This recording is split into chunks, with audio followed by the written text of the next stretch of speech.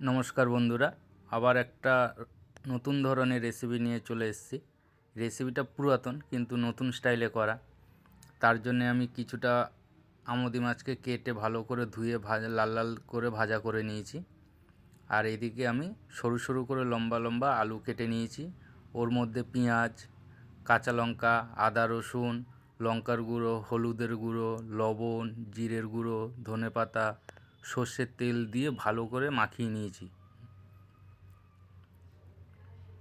ভালো করে মাখিয়ে নেওয়ার পরে ওটাকে আমি কড়াইতে দিয়ে দেবো। এবার দেখো ভালো করে মাখিয়ে নিচ্ছি। মাখানো হয়ে গেছে। এবার আমি এটাকে কড়াইয়ের মধ্যে দিয়ে এর সাথে ওই মাছগুলো যে ভাজা করে রেখেছিলাম সেই মাছগুলোকে দিয়ে দেবো। দিয়ে আর একটু নেড়ে হালকা জল দেবো একটু সেদ্ধ হওয়ার জন্যে, দিয়ে ঢাকা দিয়ে হালকা আঁচে 10 মিনিটের জন্য রেখে দেবো।